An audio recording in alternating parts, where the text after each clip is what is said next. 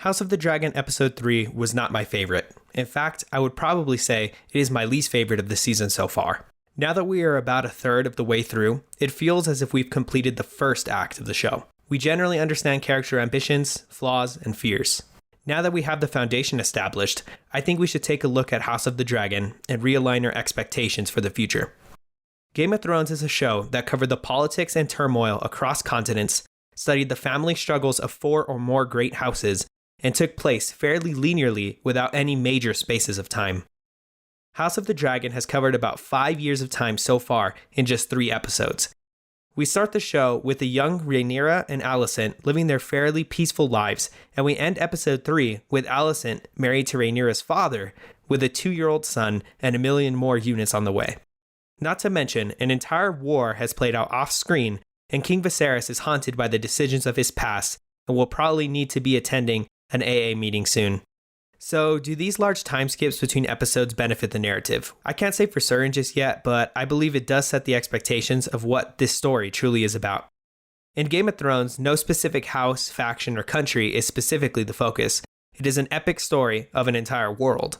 House of the Dragon, on the other hand, is seemingly a more intimate story about one house, the Targaryens.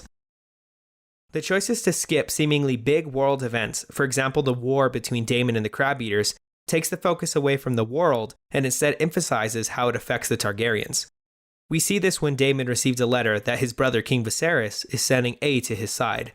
The focus is on Daemon's relationship with his brother and how it is at the core of the events that are happening around them. Yet, relationships take time, and we're skipping seemingly a lot of it.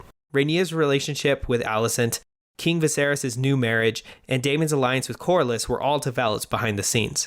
Now, don't get me wrong, I think that we can still understand the general growth of these relationships, yet we don't see the more intimate details and organic growth that would come without a time skip.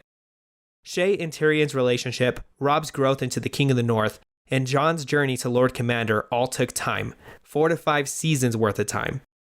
If we had just seen the highlights of the journey, these characters went on key moments such as the trial of Tyrion, the Red Wedding, and the Battle of the Bastards would not have had the same weight that they did. So, back to House of the Dragon.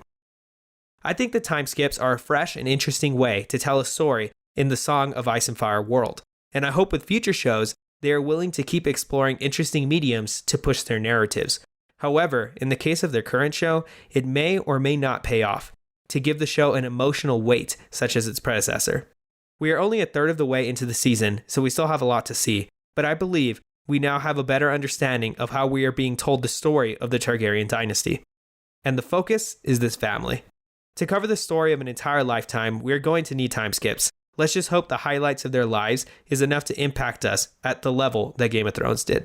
So, how do you feel about the pacing of House of the Dragon?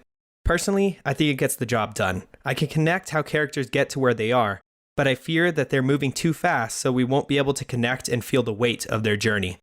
Like, comment, and subscribe so you can join the discussion. We would love to hear how you guys are enjoying the show. Catch you guys on the next video.